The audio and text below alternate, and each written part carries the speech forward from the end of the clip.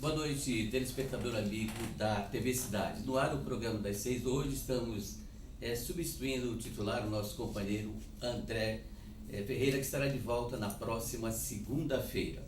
Então, boa noite a você, telespectador, telespectadora aqui de Taubaté, de todo o Vale do Paraíba.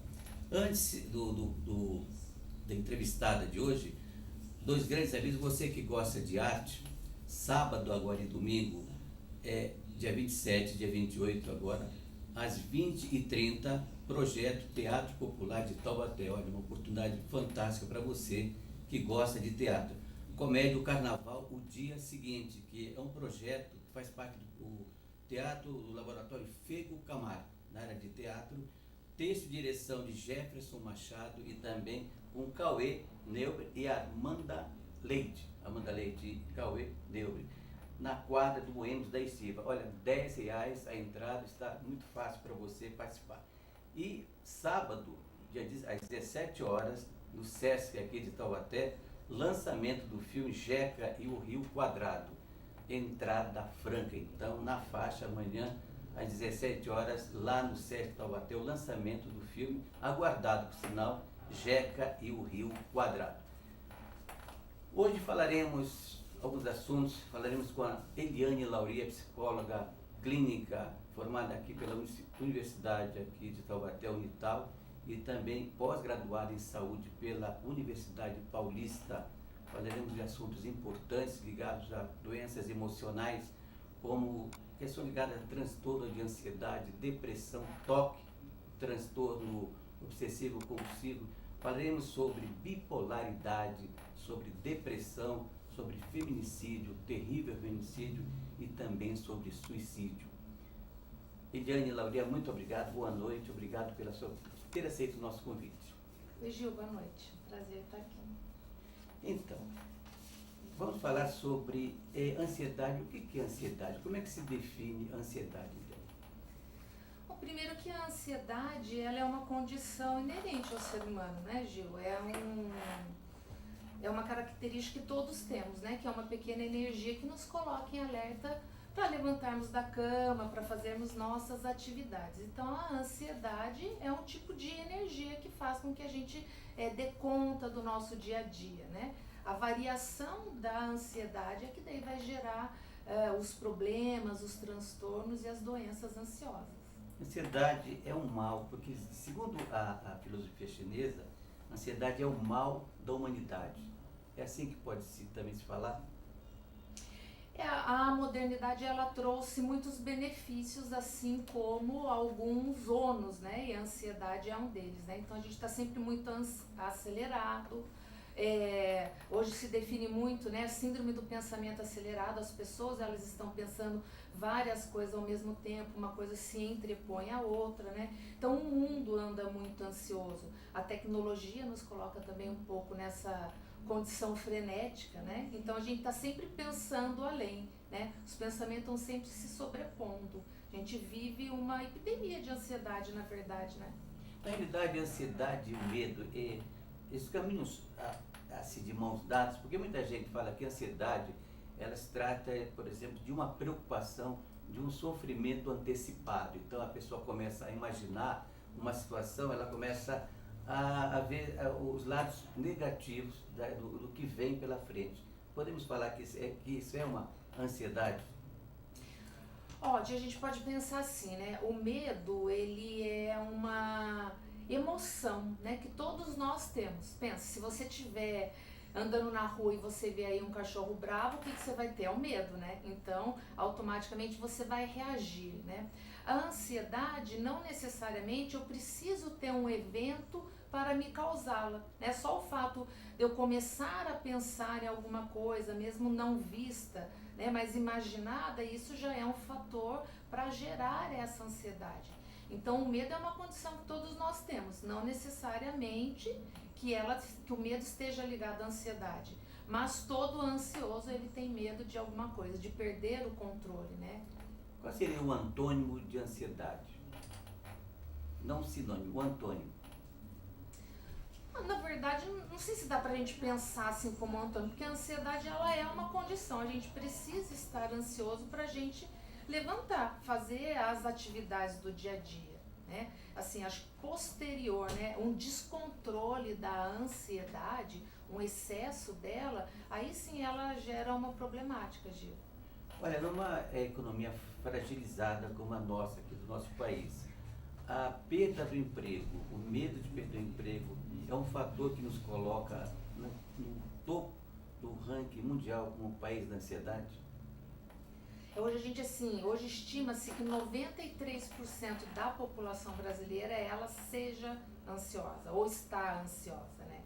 A gente tem aí um índice dos países mais ansiosos, né? Num ranking aí.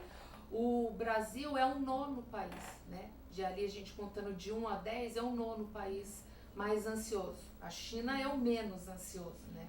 Então, assim, a economia, então hoje a gente vive uma instabilidade, né, no nosso país. Então, isso é um dos fatores principais aí da ansiedade. Além, é claro, também das questões sociais. Hoje a gente tem uma taxa de divórcio muito alta, né? No último ano a gente teve aí mais de 341 mil casos de divórcio. Então as mulheres separadas, os divórcios também são grandes causas de ansiedade, principalmente no público feminino, né? E aí também a gente tem a violência, que também é um outro fator que gera muita insegurança e também essa ansiedade, né? Da preocupação com o que pode vir, o que pode acontecer. Então a gente vive, né, uma epidemia ansiosa também. Você falou sobre divórcio, né? Sabe-se que o índice de divórcio no país, de desquites, ele veio de algumas décadas para cá realmente num crescente. Isso se deve... Existe uma máxima que fala que quando uma crise financeira entra pela porta, o casamento sai por outra. Gil, eu penso que não é uma determinante, né? Porque assim, você também vê hoje, apesar de ser menos do que já foi em algum momento, talvez, hoje você ainda tem casais mais estruturados emocionalmente que conseguem passar junto pelas crises econômicas, financeiras. Então, assim, quando o dinheiro sai, o amor sai, não dá para aplicar em todos os casos, mas sim é um fator que aí a gente tem uma incidência de preocupações, conflitos maiores na família ou ali entre os casais quando você tem essa temática do dinheiro envolvida, né? Então o Brasil é um país ansioso. Sim, segundo os dados, né, e pela prática clínica do atendimento diário, a gente entende que sim, a ansiedade é um problema e ela acomete todas as classes, todas as raças, né? Não tem quem se livre dessa situação, infelizmente. Então, quais são os caminhos que um ansioso, uma pessoa ansiosa, ela encontra para diminuir, vamos dizer, para terminar com essa ansiedade? Quais são os tratamentos? Olha, Gil, a ansiedade ela precisa ser avaliada qual é o nível que ela está na vida do indivíduo, né, e os prejuízos que essa ansiedade traz. A gente pode pensar assim, né? A ansiedade, ela é uma característica da personalidade do indivíduo. Então, o indivíduo ansioso, ele é um indivíduo mais agitado, ele é um indivíduo um pouco mais tenso, um pouco mais inquieto.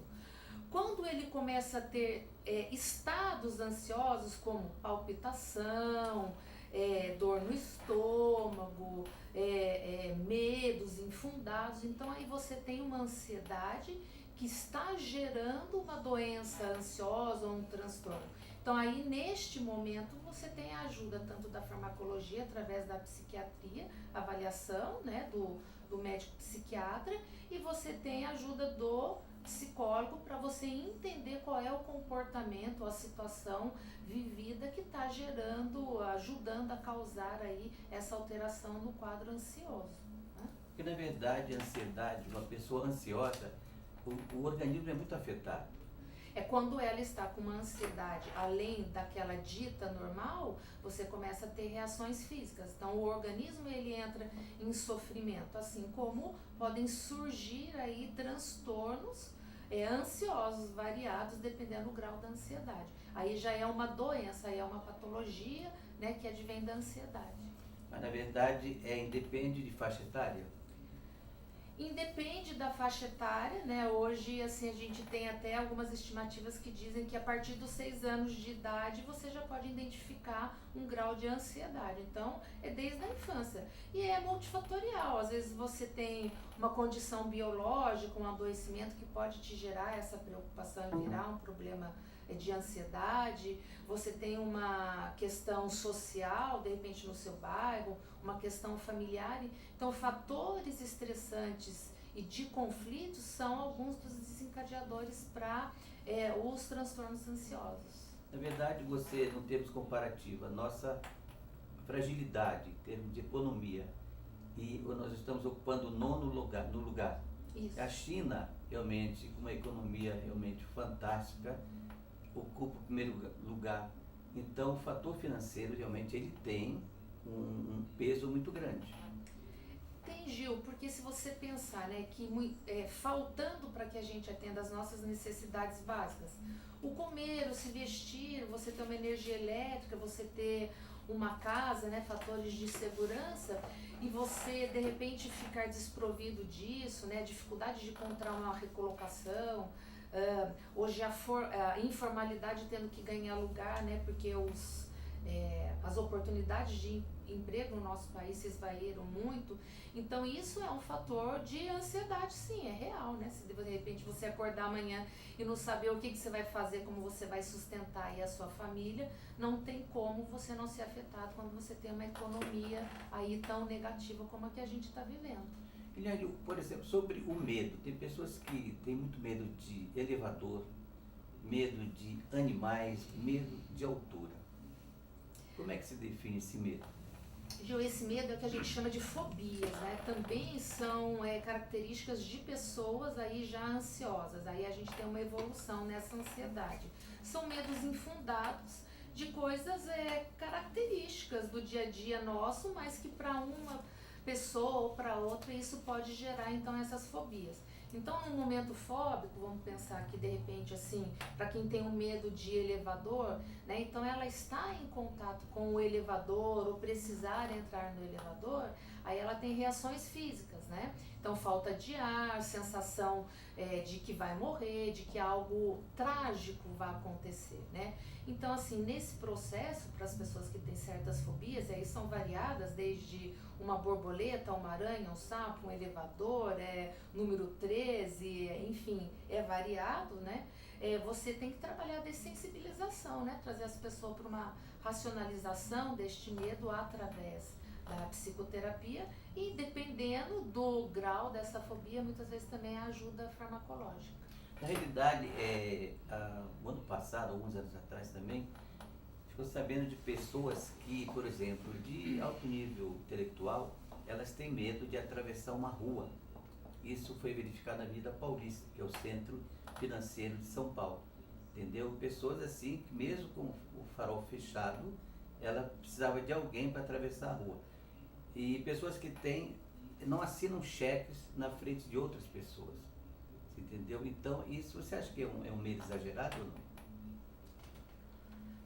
Olha, Gil, para a gente ter uma certeza para poder dizer se isso é um exagero, talvez a gente tenha que abranger um pouco mais e entender, né, a história ali da pessoa. Porque geralmente isso não são características isoladas, às vezes elas estão acompanhadas de outros rituais, de outras crenças, aí são outros transtornos de ansiedade, como por exemplo dentro do toque, onde a gente vê essas crenças infundadas e uma disfuncionalidade de comportamento que daí são justificadas por esses pensamentos ou comportamentos. Com relação ao toque, que é o transtorno obsessivo compulsivo, não é isso? Seriam pessoas que têm manias repetitivas diariamente, como aquelas pessoas que antes de sair de casa, elas verificam 2, 3 vezes a fechadura da porta, ou se o gás está fechado, ela fecha, vai sair e volta para verificar se a janela está fechada, se a torneira está fechada. Então, é uma preocupação diária, uma forma repetitiva. Esse é o transtorno obsessivo compulsivo? Quando a gente fala do toque, a gente está falando então de um transtorno também de ansiedade, né? Então, assim, o fato da pessoa ela ter o hábito de lavar as mãos ou ela ser cuidadosa em checar janelas não quer dizer que ela tenha um transtorno. Pode ser que ela tenha um zelo, né, uma preocupação a mais. A gente caracteriza como transtorno quando aquilo, né, aquilo que é feito, o ritual, a situação ou o tipo de pensamento, ele começa a trazer prejuízos, né, na rotina diária do indivíduo. Então, de repente, você ter que checar a sua porta por várias vezes, começar a trazer atraso para você chegar no seu trabalho, ou de repente você começar a lavar a mão a todo momento até que você venha ferir a mão. Então, assim, o excesso e o tamanho do prejuízo na rotina do indivíduo, principalmente na rotina familiar e social, é que vai fazer com que a gente caracterize um transtorno obsessivo compulsivo. Agora, pequenas manias aí são características, peculiaridades que aí cada indivíduo tem ou não, né? Quais são as causas do toque? Então, a gente entende que o toque ele é um transtorno que ele advém da ansiedade. Então, vamos pensar assim, de repente, vou te dar como exemplo, se de repente você tem uma pequena dor no estômago e você não vai cuidando disso, de repente isso pode evoluir para uma gastrite, para uma úlcera. Mesma coisa no caso da ansiedade, né? Se você tem uma personalidade propensa à ansiedade, você já é inquieta, você já é um tanto ansiosa, isso começa a sair do tom e você não vai cuidar disso, né? Você vai evoluindo para algumas patologias, assim como as fobias, assim como o toque, são então doenças que advêm do quadro ansioso. Então o toque ele é um transtorno obsessivo compulsivo. Então as obsessões são os pensamentos, né? São os pensamentos repetitivos, constantes, ruminantes, intrusivos. Então às vezes você quer deitar, dormir, mas o pensamento ele fica ali, a coisa fica muito agitada. E aí algumas pessoas, para aliviar, elas precisam ter comportamentos, que são aí as compulsões. Então as compulsões são o comportar-se e as obsessões são os pensamentos. Então você tem indivíduos que são muito mais obsessivos, você tem indivíduos que são muito mais comportamentais nas ações, como por exemplo a checagem, né? E você tem indivíduos que é obsessivo e compulsivo, então ele pensa e age, né? E geralmente são pensamentos ou ações infundadas, exageradas, né? Desproporcionais àquela situação ali. Com relação a, voltando um pouco sobre ansiedade, os seus pacientes que te procuram, quais são os primeiros, o tratamento de uma forma geral e a probabilidade da melhora? Então, no caso do toque, né, primeiro a gente identifica se realmente existe, né, se aquela situação, aquela problemática que ele está trazendo está ligada a isso. Num primeiro momento, se ele não faz um acompanhamento psiquiátrico, a gente encaminha, porque você precisa da medicação para ajudar a diminuição destes comportamentos, né? Porque você tem comportamentos severos de pessoas não conseguirem sair de casa, como comportamentos brandos, mas que atrapalham, né? Agora, a cura, Gil, quando a gente fala de um transtorno de ansiedade, a gente está falando de doenças crônicas, né? Então, não são doenças que têm cura, ela tem melhora, ela tem uma melhora, assim, no equilíbrio, no dia a dia, que a pessoa consegue conviver com aquilo. É como um diabetes, por exemplo. Você tem um diabetes, você toma a sua medicação, a sua dieta, você não tem alteração naquilo, mas você não se livra, infelizmente. Então, a mesma coisa para o toque ou para as doenças ansiosas, para os transtornos ansiosos. Eles são crônicos, mas eles têm controle, né? Então, por isso a medicação e a terapia. No caso da terapia, você ajuda um indivíduo a entender que aquilo não precisa ser feito, né? Ajuda ele a experienciar situações novas e que o dia e a vida ela flui da mesma forma sem ele precisar daqueles rituais ou desenvolver aqueles pensamentos tão cansativos, né, e desgastantes. O mesmo procedimento também pode ser direcionado ao toque. Todos os transtornos de ansiedade, eles passam por esse processo, né? Se ele tem trazido prejuízos, a gente tem que entender assim, Gil, a psicoterapia, ela é um tratamento que ela vai ajudar o indivíduo no processo de se comportar de uma maneira diferente, uma mudança no comportamento. Agora, quando você tem um grau de sofrimento físico, emocional, você aí precisa da ajuda farmacológica. Então é onde você avalia se só com a mudança de comportamento você consegue ajudar aquele paciente, ou você precisa então da ajuda da farmacologia, que daí essa avaliação vem do psiquiatra. Mas esse processo você aplica para todos os transtornos, ansiosos, transtornos muitas vezes neurológicos, enfim, outras problemáticas que o indivíduo possa apresentar. Eliane, outro, com relação a um transtorno mental que vem ganhando proporções assim alarmantes em todos os níveis, que é a depressão. Entendeu? Olha, Pois não, o que é a depressão? Como que pode se definir? hoje a depressão, ela é uma doença incapacitante, né? Ela só perde espaço aí para as doenças que atingem as dores lombares, né? É a segunda causa de morte também, porque o quadro depressivo ele afeta fisicamente a imunidade, ele traz outras comorbidades. A depressão, a gente pode pensar assim que é um rebaixamento do estar na vida, né? O indivíduo ele tem uma sensação de desesperança, ele vê a vida cinza, né? Esse indivíduo ele não vê cor, ele não vê propósito na vida. Você não tem um futuro, você olha para frente e não tem nada.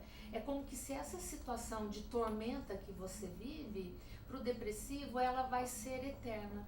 Então, é por isso que ela é altamente incapacitante, né? Ela afeta a sua imunidade, você fica aí propenso ao surgimento de outros tipos de doenças, não é? Oportunistas por conta dessa falta de energia que você vai gerando no indivíduo, né?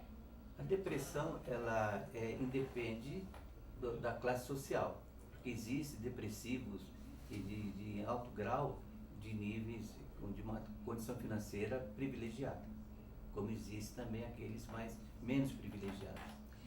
Quando a gente fala da depressão, assim como qualquer transtorno mental, emocional, Gil, ela não está ligada nunca à questão de classe ou de raça, não é? A depressão ela é multifatorial, né? Às vezes se você tem um parente, um avô, uma mãe que já apresentava um quadro depressivo, então você é muito mais propenso a ter, né? Você tem uma possibilidade, não é uma certeza, mas uma possibilidade que você possa vir a ter. Questões aí sim também de violência, as questões sociais, econômicas, isso também pode gerar, não é? Questões biológicas, de repente você ter a dificuldade de lidar com o diagnóstico de uma doença, de um luto, de uma situação e você vir a desenvolver. Então ela é multifatorial, né? Então tem níveis e tem formas da doença se manifestar. A depressão, ela é assintomática ou não? Olha, Gil, ela assim, a depressão ela vai ter aí então algumas outras comorbidades, ou algumas outras doenças que podem ligar-se a elas, como uma fibromialgia, então você tem uma dor física, mas você tem muito mais uma deficiência no plano emocional e psicológico.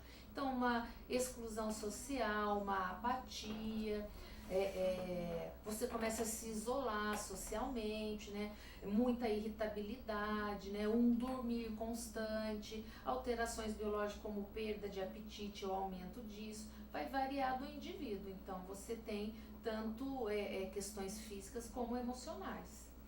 Você falou sobre a exclusão social. A exclusão social, ela tem vários níveis, não é isso? Uma pessoa que se sente excluída por um determinado fator, como é que ela deve agir, proceder no seu dia a dia? Olha, Gil, é um pouco amplo isso, né? Porque a gente precisa assim entender, né? O porquê que ela se sente excluída. Não sei, será de repente ela não se encaixa fisicamente, de repente tem esse apelo de mídia, de repente ambiente de trabalho. Então a exclusão social, ela está envolvida em muitos contextos, né? A gente precisaria funilar um pouquinho para a gente entender o porquê que o indivíduo chegou nesse ponto. Às vezes nem tem essa exclusão, às vezes é apenas uma impressão, uma perceptoriedade por parte do indivíduo, né? Na cabeça da gente não discrimina muita coisa e torna muitas outras coisas como verdadeiras e aí influencia a nossa rotina, o dia a dia. Existe uma causa assim, específica para a depressão? Não, Gil, assim, como eu te disse, ela é multifatorial. Não tem uma coisa que você diga assim, se você fizer isso ou você passar por isso, você vai se tornar um depressivo, né? Então, assim, pode surgir em qualquer momento da vida do indivíduo, por circunstâncias variadas. Então, não tem uma causa específica. Só que, como a gente comentou anteriormente, hoje a gente tem uma vida muito frenética, né? A gente tem que dar conta de muitas coisas. Hoje a gente tem muitas alterações daquilo que a gente come, a qualidade do nosso sono.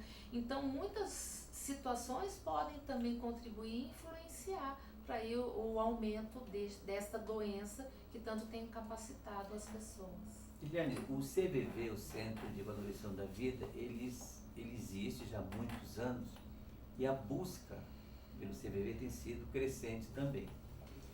Qual é o grau de depressão de uma pessoa que ela corre o sério risco, real risco de suicídio?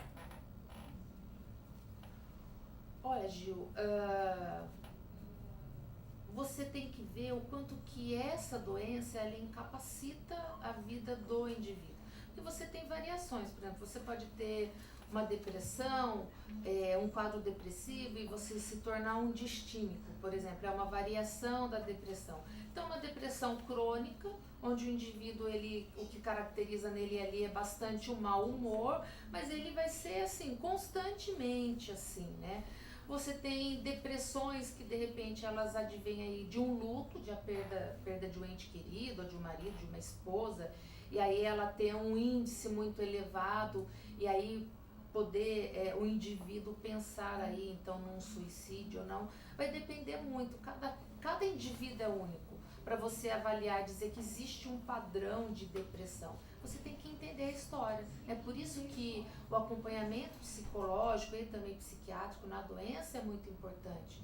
É porque você tem que entender a vida ali, global do indivíduo, para você poder determinar o grau e o tamanho do risco que a doença está trazendo para essa pessoa. Dentro dos pacientes que diariamente você atende, a partir de que sessão você consegue perceber o grau realmente de depressão dessa pessoa? Então, isso também é uma coisa assim, delicada, porque às vezes o cliente ele chega ao consultório, né, o paciente, e ele tem um entendimento muito claro daquilo que ele sente, do tamanho do prejuízo que aquilo está trazendo para a vida dele. E às vezes tem alguns que não, que eles demoram para entender que o comportamento está ligado a algum grau depressivo. Então também, Gil, isso varia muito, né? Às vezes você consegue ali na primeira sessão, numa boa anamnese, entender e observar que pode ter um traço sim. Às vezes você vai ver isso depois de 4, 5, 6 sessões, né, que existe um comportamento depressivo por trás de algumas atitudes, mas também vai variar muito de cada indivíduo. Com relação aos tratamentos para um depressivo? Então, primordial, né, assim, a ajuda psiquiátrica através da medicação, e aí a gente tem os antidepressivos, e dependendo dos níveis, nos graus de depressão que cada indivíduo vem a ter, às vezes você precisa de um calmante, às vezes um estabilizador de humor, então vai variar muito, mas é muito importante a medicação, né, e o acompanhamento psicoterapêutico, porque como eu disse, a psiquiatria ela vai ajudar no sofrimento. Então ela vai tirar, né, através da medicação, você dessa apatia, deste humor deprimido, então ele coloca você de novo na vida, ajuda, né? Agora, como é que eu vou caminhar? Então essa mudança de comportamento é no processo psicoterapêutico. Então ter depressão e só tomar medicação é 50% do tratamento. Ter depressão e só fazer terapia, dependendo do grau, também é só 50% do tratamento. Então a gente tem que ter isso de uma maneira global, né? Assim, multidisciplinar, né? Você ter a medicação, você ter a terapia, o entendimento e o apoio familiar. Isso é importante para aí sim, né, você ter uma possibilidade de cura se for o caso, né? Muitas depressões, elas também são crônicas, né? E além disso, elas também podem desenvolver outras doenças emocionais a partir da depressão, então também varia de cada indivíduo e da situação. Você falou agora há pouco sobre humor. Então, vamos falar sobre bipolaridade. Bipolaridade. É muito comum você ver pessoas que chegam de manhã no seu trabalho, de cumprimento, sorridentes, chega no outro dia, parece que vem com duas armas na mão, toda mal-humorada, aquela coisa.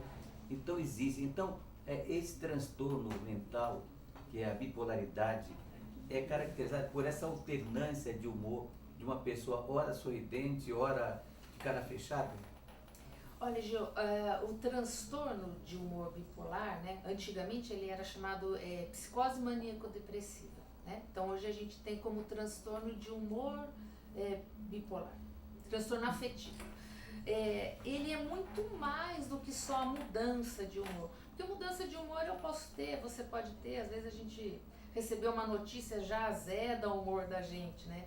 Vai muito além disso, né? A pessoa, ela é acometida por uma depressão profunda, né? Que traz grandes prejuízos e ela alterna isso ao longo da vida em episódios de hipomania ou de mania, que seriam quadros de euforia, né? Onde a pessoa, de repente, depois de meses, né, num quadro depressivo, ela acorda ali, então, com essa disponibilidade, com essa energia, né, de trabalhar horas a fio, de ter muita disposição para sair, muito animada, né, muito falante, com uma tendência a beber demais, a comprar demais, mas no quadro da hipomania isso não traz grandes prejuízos. E dependendo do indivíduo, você fala, fulano é animado, fulano é generoso, e você ainda nem entende que aquilo está ligado a um quadro de bipolaridade.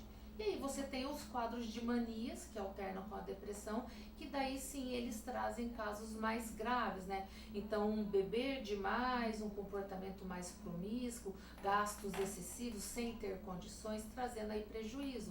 De repente, o indivíduo que é casado, ele traz prejuízos para a família, por exemplo, gastando todo o pagamento do mês com uma noitada, com uma situação assim. Então, esses picos, assim, muito fora, né? Por isso que a gente fala de polos, né? É onde vai caracterizar o indivíduo com essa alternância de humor, tá? Não só porque mudou o humor ali durante o dia, ou não falou um bom dia para você. Eliane, por exemplo, você falou sobre bebida. Se você pegar 10 pessoas, você colocar, você dá uma garrafa de vodka para cada uma, ela toma. São 10 reações diferentes. Então a bebida, ela ali é a realidade da pessoa que vem à tona? Na verdade, se você observar, Gil, quando você está sob o efeito do álcool, ele diminui o seu limiar ali de senso, bom senso. Do bom senso, de timidez, né? Então você fica mais aberto, né? Você se mostra mais. É lógico que tem muito essa questão meio mito, né? De que o indivíduo, quando ele está bêbado, ele fala o que ele pensa, o que ele sente. Não necessariamente, mas todo indivíduo ele fica mais descontraído. Então talvez ele seja um pouquinho mais sincero em suas colocações. Mas não necessariamente que ele se mostra só através ali do álcool, tanto porque cada organismo vai reagir a uma maneira. Existem indivíduos que tomam uma lata de cerveja e ele já está alegre, e outros que tomam, sei lá, um fardo e ainda está lá de pé. Então varia muito, né? Existe, verdade. Eliane, como é que é feito o diagnóstico de uma pessoa bipolar?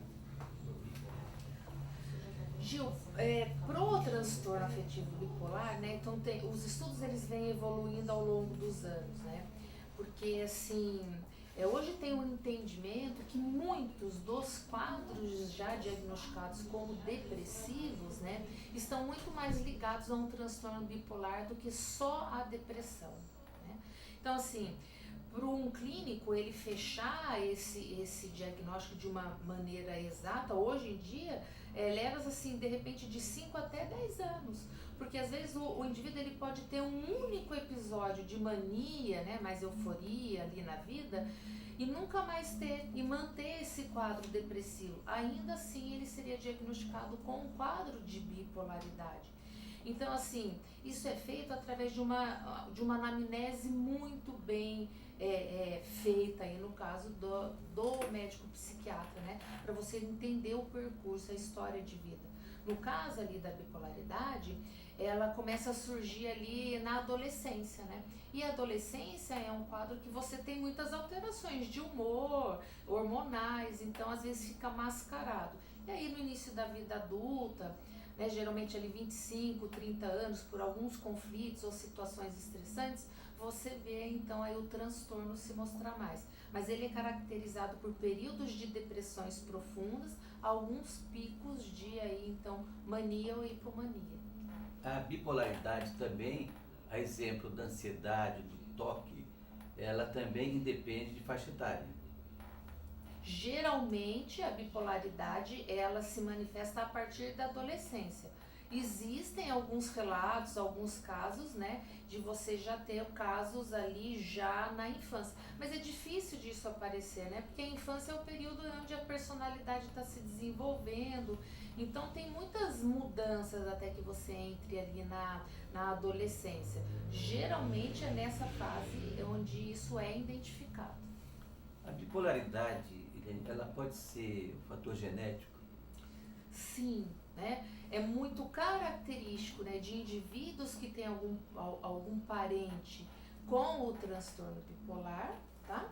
E que assim, ou o filho ou a filha, meu avô teve, então meu pai pode ter, meu filho pode ter. Então sim, então a chance é muito maior, né, de um indivíduo que vem com um familiar. Isso é hereditário, sim.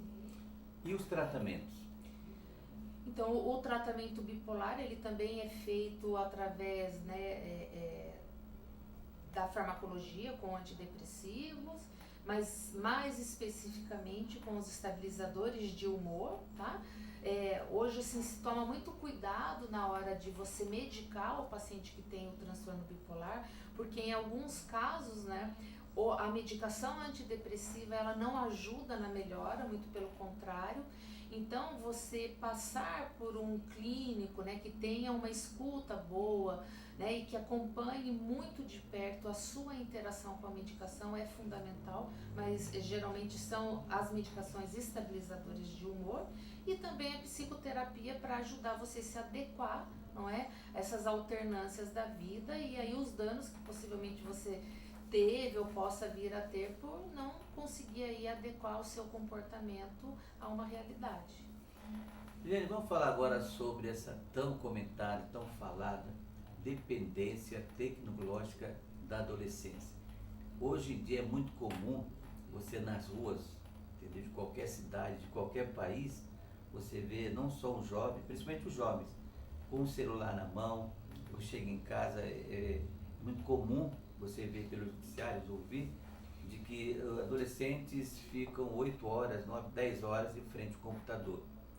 O que causa essa dependência tecnológica? Como é que você avalia? Gil, a gente tem que pensar assim, que a gente pode fazer dependência em várias coisas, né? Assim, tem pessoas que são dependentes de comida, de bebida, de compras, são dependentes de sexo, de atividade física, né? E a tecnologia, como é uma questão hoje da nossa contemporaneidade, então não seria diferente, né? Não tem algo que leva a isso, né? Acho que é pelo atrativo ali da tecnologia. Então, como tudo na vida, tudo que é em excesso, né?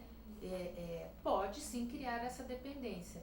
Agora, a gente tem um acesso muito fácil, né? Tanto a informação quanto a jogos, né? As redes sociais. Então, se eu quero conversar com um amigo, não preciso sair de casa. Então, eu já converso ali pela webcam ou pela uma chamada de vídeo. Então, esse comodismo também ajudou, né, a contribuir com esse aumento da demanda e aí os riscos de dependência tecnológica, né? Então, hoje, a mesma clínica que, de repente, ela recebe um indivíduo que está precisando, assim, de uma desintoxicação, porque ele tem uma dependência química ou em álcool, é a mesma clínica que também atende, né, um indivíduo que aí tem uma dependência da tecnologia, ou seja, o indivíduo, de repente, ele fica ali nas redes sociais ou jogando 8, 9, 10 horas por dia, vem perder o emprego por isso, falta a escola, às vezes como adultos também, né, dependendo do tipo de atividade que tem ali virtualmente, então também começa a trazer prejuízos pro dia a dia. Então, sozinho ele não sai disso, então é onde a ajuda precisa vir, em alguns casos a internação também. Eliane, a dependência de um jovem, ou não só do jovem, a dependência química por drogas, a dependência por bebidas, a dependência pelas redes sociais, o resultado negativo é o mesmo? As consequências? Sim, Gil, né? Assim, lógico que virtualmente, vamos pensar assim, talvez você não tenha tantos danos físicos como se você de repente fizer uso de um álcool ou se você for viciado em alguma outra substância, não é? Mas assim, psiquicamente é o mesmo dano, né? É o vício, é o excesso, é a dependência, então vai afetar da mesma forma. Eliane, nós temos acompanhado, infelizmente, pelos noticiários, um dado alarmante, que são os crescentes números de suicídios entre os jovens. Entendeu? A que se deve essa triste realidade? Quando a gente pensa assim, nessa situação que é o suicídio, né, entre os adolescentes, a gente pode entender que mais de 90% destes casos, né, eles são evitáveis. Porque o suicídio nessa faixa etária, ele não está ligado a um adoecimento, né? A gente vê que você tem uma incidência maior, né? Até a gente chama até de um contágio através das redes sociais.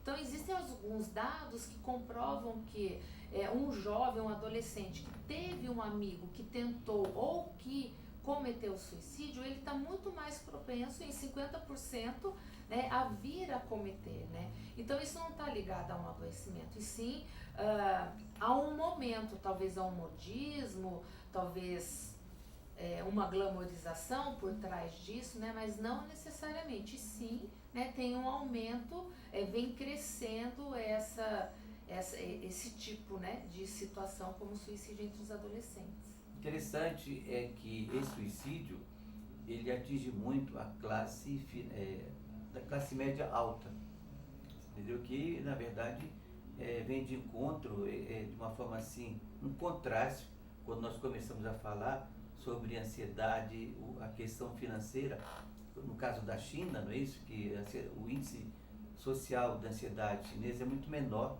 entendeu? Do que um país como o nosso, de uma realidade financeira muito, muito fraca, o que não acontece entre o índice de suicídio entre os jovens, que o índice maior é o da situação financeira da classe média alta. Por que isso?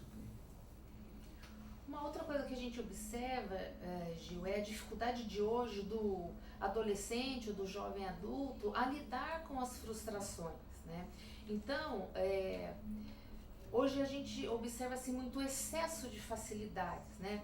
Por conta da educação, às vezes você tem assim, pais que trabalham fora e às vezes compensam financeiramente, materialmente, com a questão da ausência, né? Hoje os jovens vão trabalhar, nessa classe que você está dizendo, vão trabalhar mais cedo, então eles têm um poder aquisitivo diferenciado, então eles podem ter ou carro, ou roupas, ou passeios muito mais cedo, né? Então a gente observa que o sentimento de rejeição, não saber lidar com frustrações, estão sempre por trás, né? Quase sempre por trás dessas tentativas ou destes atos cometidos, né? Uma tentativa de chamar a atenção, de fazer ser ouvido, né? Então você vê um pouco mais nestas classes, mas não que em outras não aconteça, é que a gente tem muito mais assim, noticiado, né, nessas classes, tanto na média quanto na alta, né? Mas assim, a dificuldade de lidar com a frustração do jovem hoje é uma coisa assim que tem chamado muita atenção, né? Não sabe lidar com o não sabe lidar com a perda, né? Que são situações, circunstâncias de uma vida normal, né? Liliane, como que a família de um jovem que tem algum problema, algum com relação à ansiedade, à depressão, ao toque e essa dependência tecnológica, de que forma a família pode agir, deve agir para diminuir toda essa série de problemas? Gil, no meu ponto de vista, acho que aí a gente tem que resgatar o que são esses valores familiares, né? Este convívio dentro de casa, o olho no olho, sentar para fazer uma refeição. Hoje você vê assim, um filho no quarto, um pai numa sala, uma mãe numa outra parte da casa, às vezes assistindo os mesmos programas, mas ninguém se comunicando, ninguém interagindo, né? Então a gente tem que começar também com a quebra deste preconceito, né, sobre os transtornos mentais, as doenças, né, ligadas ao emocional. Então você vê muito estigma ainda por trás disso e você vê esse distanciamento. Então uma família ela vai ajudar se ela estiver atenta, né, ao filho, ao indivíduo de dentro de casa.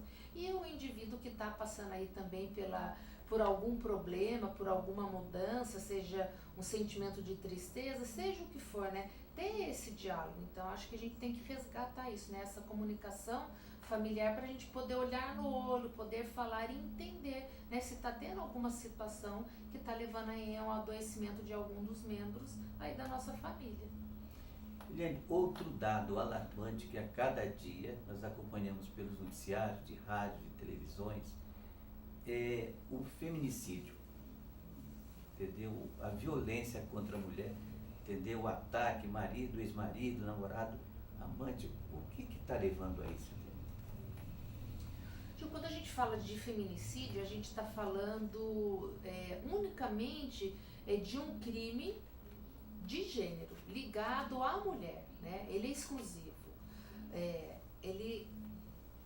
A gente pode pensar que a nossa sociedade realmente ela ainda é uma sociedade machista, né? Onde a gente tem o patriarcado ainda muito forte. Então hoje quando você vê essa situação, a mulher ela morre simplesmente por ela ser mulher. Lógico que a mulher ela vem ao longo do tempo aí lutando para ter espaço em relação a ganhos salariais, espaço profissional, então ela se evidenciou um pouco mais. Não que no passado isso não acontecia, mas também não era evidenciado como é hoje, né? Mas é um crime hoje caracterizado como hediondo. De 2015 para cá a gente já tem uma lei, né, onde caracteriza então este tipo de assassinato como um crime hediondo. A gente tem uma mulher agredida a cada 1 hora, né? 50% dessas agressões elas são causadas assim por maridos, ex-maridos, namorados, ex-namorados, né? Muitas delas já pediram ajuda, né? Então também são situações que de repente poderiam ser evitadas, mas é uma realidade e infelizmente a gente tem visto nos noticiários o aumento, né, dessa triste realidade. Na realidade, sabe-se que muitas dessas mulheres elas vão até uma delegacia, elas fazem o boletim de ocorrência e depois elas voltam novamente para o convívio vamos dizer, do agressor. Aí é realmente um passo realmente negativo, não é isso? Bom, aí são os tipos de apegos, né, Gil? Aí você tem essas mulheres já afetivamente comprometidas, muitas têm uma questão financeira envolvida, muitas vezes o parceiro é o provedor, ou tem filho com esses parceiros, ou são ameaçadas. Enfim, são vários fatores que podem aí justificar a volta delas aos parceiros, né? Às vezes até a falta de assistência, de repente, do estado onde mora, da cidade onde mora, né? Mas tem também essa crença de que ele vai mudar, né? De que ele não vai fazer mais.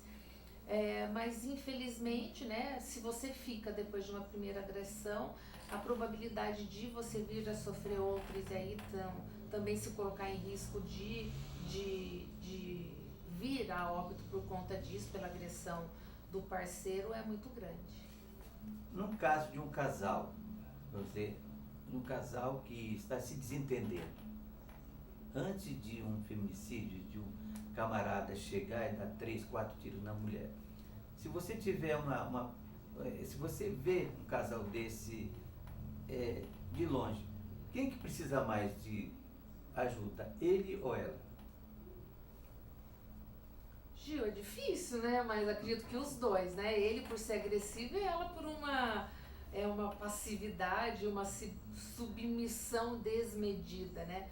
O fato de você viver ali com o outro e você ter um respeito pelo homem, né? E vice-versa, isso é primordial. Agora, você ser subjugada a agressões verbais, psicológicas, isso já demonstra que você tem um adoecimento. E esse homem agressivo, estourado, né, também além do limite, também é uma espécie de adoecimento também, né? Mas de qualquer maneira isso não justifica, porque ninguém é aí nessa situação incapaz, né, de tomar outras atitudes, né? Pode sim fazer outras escolhas.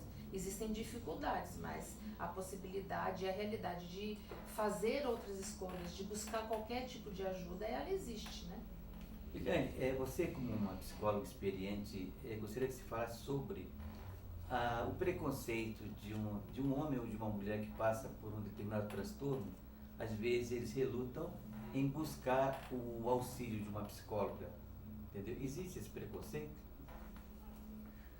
Gil, infelizmente hoje em dia, quando a gente fala de saúde mental, doença mental, né, a gente tem sim um grande preconceito ainda, né?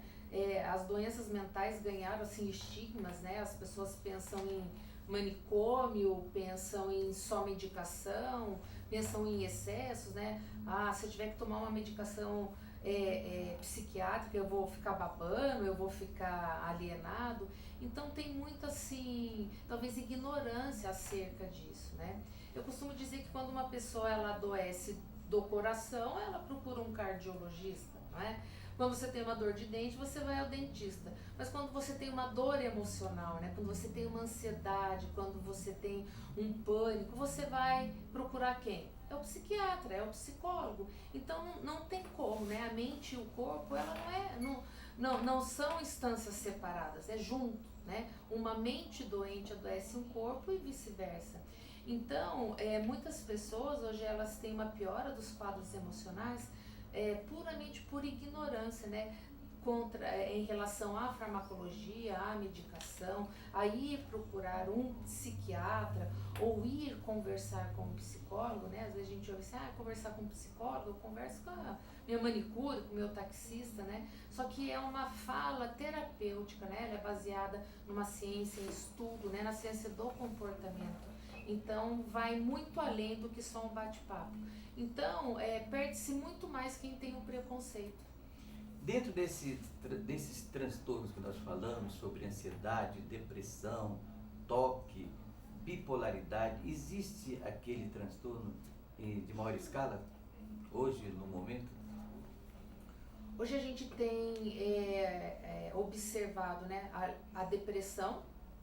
A gente também tem observado um aumento aí no quadro dos transtornos obsessivos compulsivos ligados à ansiedade, e também a gente tem uma incidência muito mais alta hoje da bipolaridade por conta desta depressão. Então, assim, são os transtornos que a gente mais acaba atendendo no consultório, os que estão ligados principalmente à ansiedade. Eliane, os congressos de algumas especialidades que são realizados anualmente aqui no país, fora do país, em busca de novos tratamentos, de novos medicamentos, não é? Como é que existe isso dentro da psicologia? A psicologia, ela busca essa educação continuada, esse conhecimento, né, sempre aprimorado, assim como todas as outras especialidades, né? Então, temáticas diferentes, abordagens diferentes, uma compreensão melhor do ser humano, né? quanto indivíduo, porque a gente está trabalhando com questões subjetivas, né? O sentir. Então a gente está sempre em busca da melhor forma para compreender e acolher, né? Então, da mesma forma que as outras áreas elas buscam esse aprimoramento e um conhecimento, a psicologia não é diferente nesse sentido, Gil. O tratamento, a busca profissional por uma pessoa que passa por um problema psicológico, a crença dessa pessoa em sua melhora, ela realmente existe? Hoje tem muitos estudos, né, estudos dizendo o quanto que a fé, né, na melhora, a fé religiosa, enfim, né, este crer em algo é fundamental para alguns tipos de melhora em alguns quadros, né? Então isso já é tido como uma força, né, como uma virtude que o indivíduo tem, propicia uma melhora, né, um aumento na resiliência ou desenvolvimento dentro do indivíduo. Eliane, o pensamento fala que o pensamento positivo de um ser humano, ele realmente tem uma força interior imensa. Dentro da psicologia, dentro desses transtornos, esse pensamento, essa força de pensar, ela realmente contribui para um desenvolvimento melhor? Gil, ela contribui, mas assim, como qualquer coisa em excesso, a gente tem que tomar cuidado. Então, eu ter um pensamento positivo que é coerente a uma situação, então, por exemplo, sei lá, vamos pensar que esse final de semana eu quero ir à praia. Então, eu ter um pensamento positivo de que pode ser que não chova, vá fazer um sol, mas como pode ser que chova também, então eu tenho uma coerência. Agora eu afirmar, não, eu tenho certeza, não vai chover, né? Você ter garantias, você ter um excesso de otimismo também não é positivo, né? Porque de você fica amarrado a uma situação que não vai acontecer. Então, tanto o pessimismo quanto o otimismo são situações em equilíbrio, né? O pessimismo, não o pessimismo, mas o pensamento que faz você olhar as situações que podem acontecer de uma maneira negativa e você se prevenir a elas, né? Agora, ter um pensamento positivo é muito mais vantajoso do que você manter uma negatividade. Eliane, eu gostaria que você deixasse uma mensagem para o telespectador, para a telespectadora, que dentro da sua residência, da sua casa, da sua família, do seu meio de trabalho, ele passe ou ela passe por um problema dentro desse padrão que nós falamos agora. Que mensagem você deixaria? Olha, Gil, é de que nós, enquanto seres humanos, né, nós estamos sempre em construção, né? Então, sempre existe uma possibilidade da gente encontrar uma saída, da gente encontrar uma melhora, da gente ter um olhar diferenciado, mesmo que as circunstâncias não mudem, né? Então, assim, para as pessoas que hoje vivem, né, um adoecimento emocional ou com um parente que tem esse problema, né, que mantenha aí a esperança, que não deixe de buscar, né? Você tem vários profissionais, a psicoterapia ela é um recurso importantíssimo, né? Isso faz muita diferença. Então, que o indivíduo ele não deixasse de lutar por ele, né? Que ele mantivesse esse amor próprio, por pior que seja a situação, mas de querer buscar sempre uma melhoria, de se tornar alguém melhor. Eliane, eu gostaria que você agora deixasse os seus contatos, entendeu? Para algum telespectador, para alguma telespectadora que realmente necessite de uma busca, né, profissional, uma ajuda profissional. Eu trabalho como psicóloga clínica aqui no edifício Brasilis, que fica na rua Engenheiro Fernando de Matos, 262, sala 24. Eu trabalho com adolescente, casais e adultos, né? Minha especialidade é a psicologia clínica e aí dentro das doenças e transtornos mentais. O meu número para contato é o 99179-5580. E o meu e-mail é lauria.psicologia@gmail.com. Eliane, muito obrigado, agradecemos a sua participação, o seu carinho, a sua atenção em ter aceito nosso convite e ter esclarecido, né, todos esses transtornos, os caminhos, a busca por uma melhora emocional das pessoas. Gil, eu que agradeço a oportunidade de estar aqui com você. Muito obrigada. Bem, o programa das 6 chega ao seu final. Agradecemos o carinho da sua atenção, da sua sintonia, da sua audiência. Estaremos de volta na próxima segunda-feira, que estará de volta o nosso companheiro titular do programa, o André Feira. A você um ótimo fim de semana e jamais esqueça, acredite sempre em você, na sua força interior, acredite sempre em Deus.